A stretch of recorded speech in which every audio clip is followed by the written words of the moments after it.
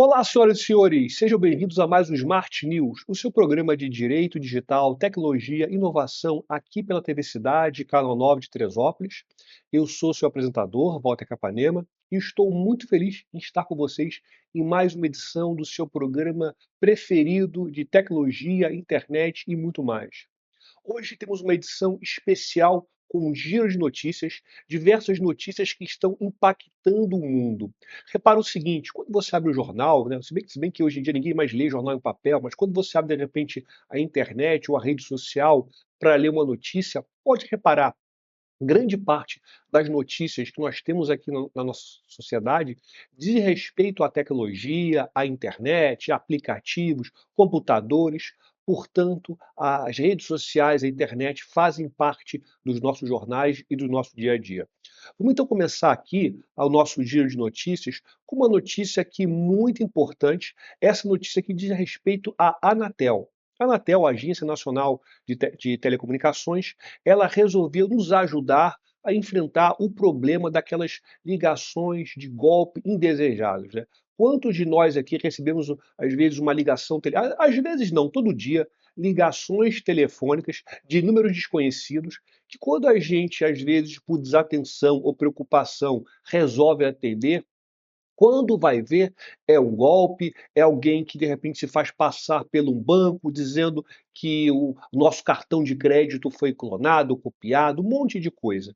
Então, a Anatel, para evitar esse tipo de golpe, em que normalmente você tem criminosos se fazendo passar por bancos, ou até mesmo aquelas ligações exageradas de telemarketing oferecendo produtos que nós não queremos, a Anatel vai passar a evitar, por exemplo, né, ela vai criar, digamos assim, um sistema para dificultar esse tipo de situação. Primeira coisa, né, ela vai colocar regras mais duras para empresas que realizam chamadas abusivas.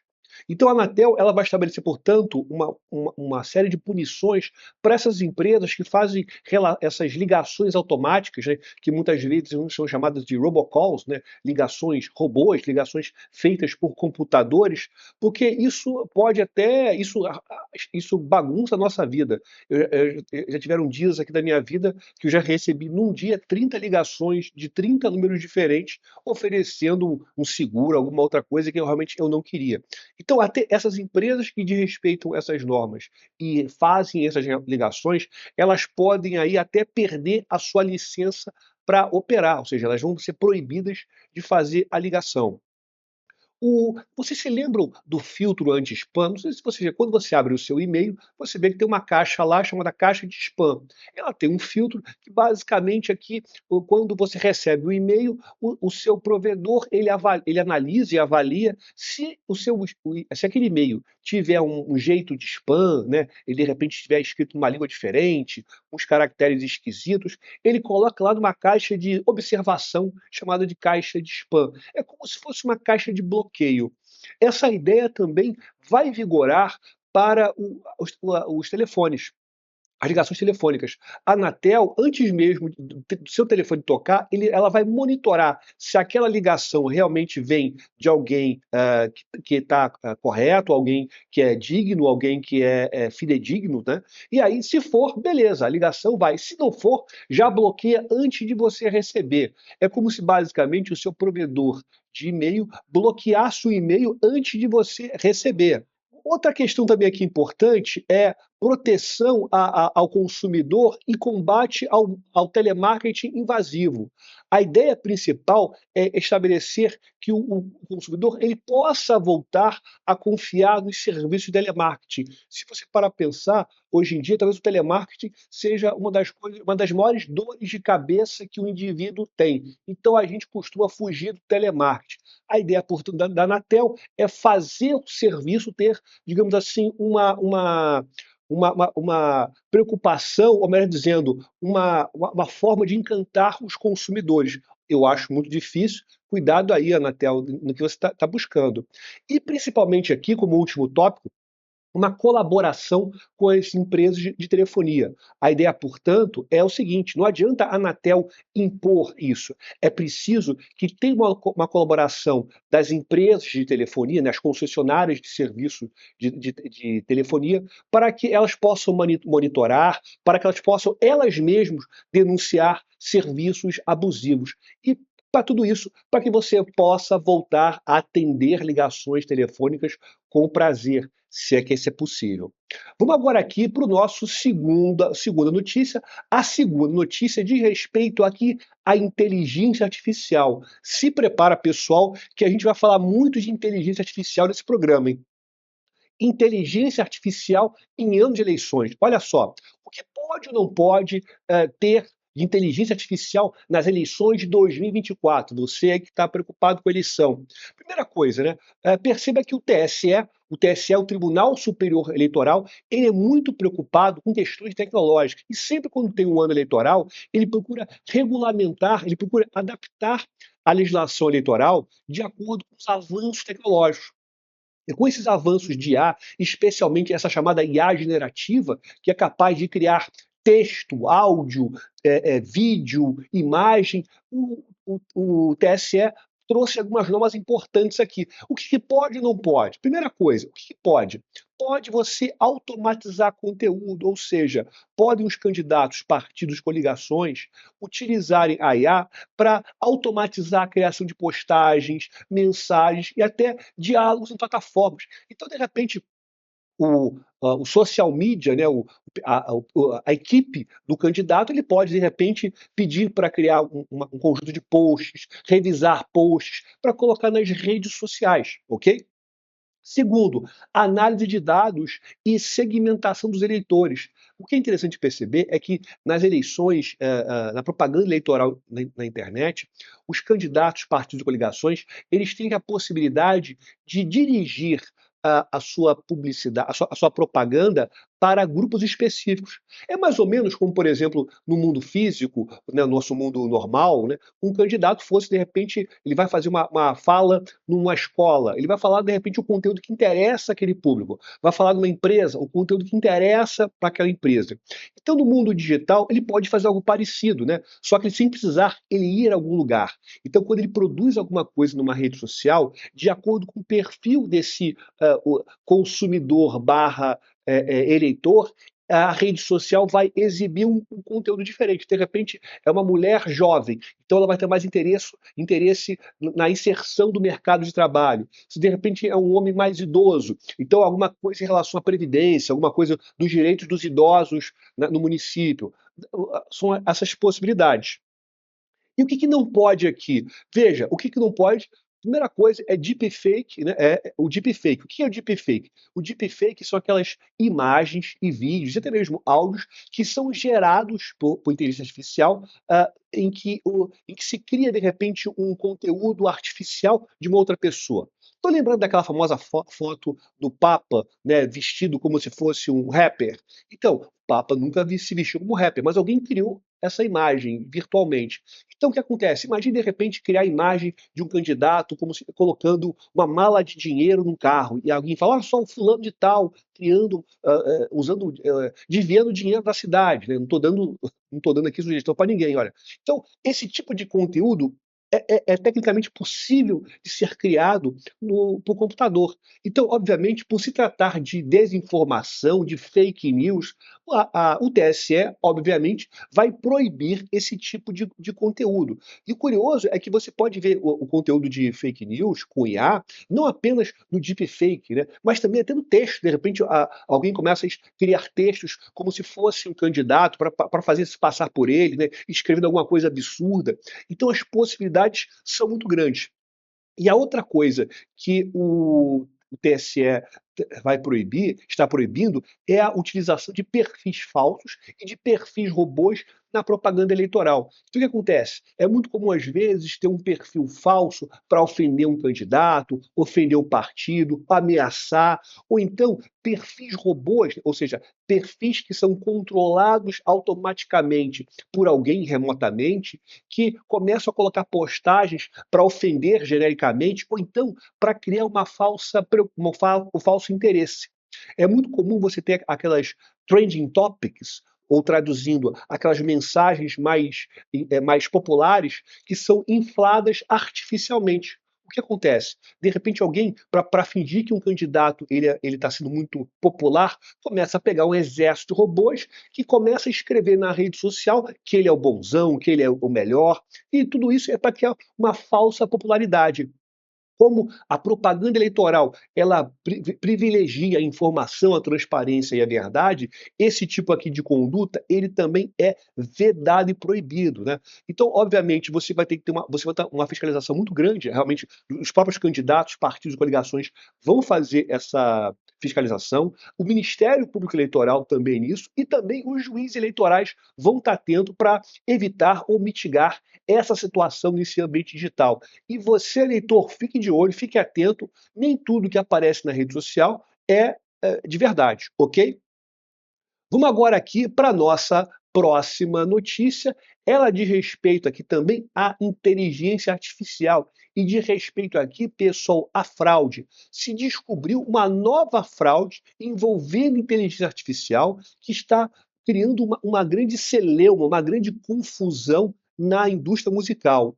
Um americano, um músico americano, ele foi acusado de criar bandas fictícias e milhares de fãs falsos, tudo com IA, e com isso ele conseguiu arrecadar cerca de 10 milhões de dólares, né, em direitos autorais. Agora, como é que isso foi possível? Ele criou um monte de bandas fictícias, com imagens fictícias, com músicas fictícias, até os rostos dos integrantes das imagens foi criado por IA, e ele colocava lá nas plataformas. E aí ele criou um monte de usuários, um monte de fãs que interagiam com essa plataforma, com esses usuários, e aí, com esses músicos. E com isso que acontece? Nessas plataformas online, né, tipo Spotify e outras por aí, Apple Music, o músico ele se remunera pela quantidade de vezes que a sua música é tocada pelo usuário consumidor. Esse valor é muito pequeno, na verdade. Às vezes são centavos de milésimos de centavos de dólar, realmente uma coisa muito, muito pequena. Então o que acontece?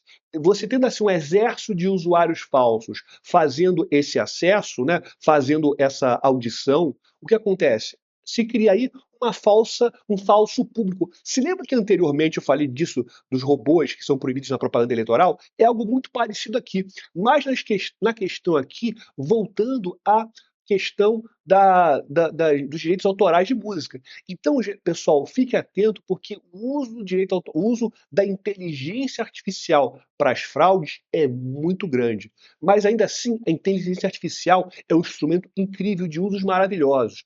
Sabe uma coisa? Vamos dar aqui um nosso intervalinho e depois dos comerciais a gente volta com mais Smart News.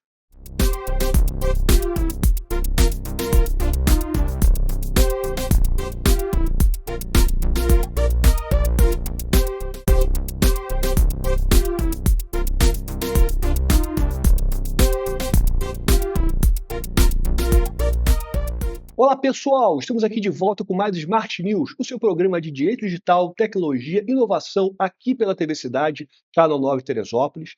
A gente está aqui no nosso giro de notícias mostrando as principais e mais palpitantes notícias do momento. E a gente está aqui no ritmo de inteligência artificial, falando um monte de coisa a respeito dessa tecnologia maravilhosa, que realmente está na moda. Mas será que essa moda realmente é tão grande assim quanto a gente possa imaginar? Talvez em alguns casos não. Por exemplo, aqui, olha só, estudo nos Estados Unidos e na Europa estão revelando que mencionar IA em produtos até pode reduzir a intenção de compra dos consumidores. A gente vê um pouco de IA em tudo, né? Todo mundo falando de IA, realmente a IA é maravilhosa, é incrível, mas eu acho que em alguns momentos as pessoas estão pegando pesado demais no uso da IA, né? Eu já vi até na internet uma vez, numa rede social, e eu acho que deve ser brincadeira, que alguém falou que existe uma pasta de dentes com IA. Isso aí deve ser uma grande piada, não é possível. Mas esse estudo aqui ele falou o seguinte, que muitas vezes a simples menção de IA nos produtos reduziu a intenção de compras de 20%, né, dos entrevistados.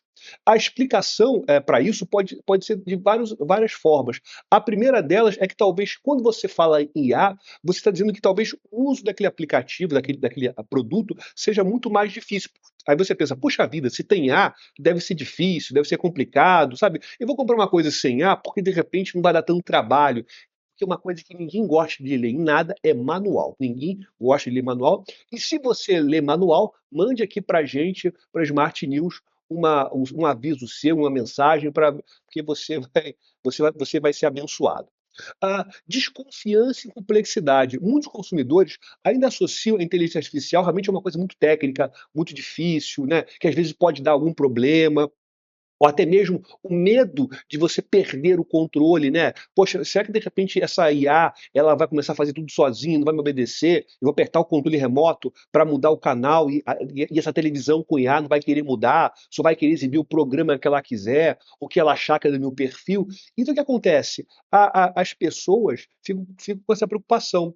Muita gente, inclusive, olha que curioso, tem a percepção de valor que acha que o uso da IA isso vai servir mais para otimização de tarefa, né? Fora isso, não seria muito útil, né? E também o que as pessoas percebem é que não há uma comunicação clara dos fornecedores de serviço sobre a real utilidade da IA, ou a real importância da IA naquela tecnologia, né? Naquele produto que está adquirindo. Portanto, aqui, para alguns tipos de produtos e serviços, parece que a menção à IA está mais assustando do que atraindo. Beleza? Agora, vamos voltar a falar de inteligência artificial nas eleições, mas falar aqui do seu uso positivo. Olha só, a- a- na verdade, a inteligência artificial ela não foi proibida nas eleições, ela foi admitida e em várias situações ela está se mostrando incrível, ela está se mostrando que pode ser muito útil, né? Então veja, tem muito candidato que, de repente, ele está começando a criar os seus jingles de campanha com a IA. E você pode pensar de várias maneiras. De repente, você pode utilizar o chat GPT para criar o jingle. Então, por exemplo, o candidato sei lá, o Luiz do pendrive. Aí você cria lá, olha, cria um verso, né? Crie dois versos para o candidato a vereador Luiz do pendrive, faça menção ao partido, faça menção a alguma coisa, ele cria. E aí você pega aqueles versinhos e coloca numa IA de música, pede para ele criar uma IA. Então eu acho que é interessante. Agora, é claro, de acordo com as normas eleitorais, você precisa mencionar que aquele conteúdo foi criado por IA. De repente, uma coisa que muita gente está fazendo é fazer revisão de propostas de lei, revisão de texto. Então, de repente, tem até um caso bem polêmico, né, de um político, eu acho que do sul do Brasil, que ele criou todo um projeto de lei com a IA. Bem, isso aí é um tanto quanto complicado, mas de repente você ter a IA para dar ideias de projeto, ou então de repente para fazer um trabalho de revisão do político, é algo bem interessante. Então você percebe aqui, portanto, que esses usos, né, são usos lícitos, são usos interessantes e, de repente, até podem reforçar o processo democrático e ter, de repente, campanhas mais criativas, mais interessantes, até com menos dinheiro. De repente, um candidato com menos dinheiro, né, com menos contribuições, ele tem a possibilidade, de repente, ele ter uma candidatura muito mais interessante, que chegue a uma quantidade muito maior de eleitores. Perfeito? Agora, vamos falar também de um outro uso interessante da IA. Vamos falar aqui, pessoal, de como a IA está transformando o ensino do direito da medicina. E justamente ferramentas automatizadas elas estão sendo usadas por estudantes. Então, a inteligência artificial está modificando tudo da sociedade e principalmente o estudo. Sim, tem gente que vai usar a IA para fraudar trabalho, de repente o professor passa um trabalho de faculdade, ele vai lá e cria na IA, sempre vai ter alguém que vai dar um uso errado para a ferramenta. Mas o fato de existir alguém dando uso errado para a ferramenta, um uso mau, um uso desse sentido, você não pode inviabilizar a importância e a utilidade dessa ferramenta. Então, o que acontece? Quando a gente fala aqui em IA, você pode, de repente, pensar que ferramentas automatizadas vão ser utilizadas para, de repente, ajudar os alunos. Sim, você tem visto, por exemplo, muitas aulas online, muitos cursos, né, de graduação e pós-graduação são online. Então, o que acontece? Várias dessas ferramentas, elas são capazes de fazer uma transcrição da aula e essa transcrição é enviada para o aluno. O aluno, portanto, ele pode pegar aquele conteúdo e colocar um trecho que interessa, ou todo o trecho no seu material de estudo. De repente, ele pode pedir para esse conteúdo ele criar questões de estudo com base no conteúdo de aula apresentado pelo professor. As possibilidades são incríveis, porque na verdade é o seguinte, ele aprendendo a usar a IA no estudo, ele pode também começar a pensar na criação de documentos automatizados, né, na criação do consultório virtual, no caso da medicina.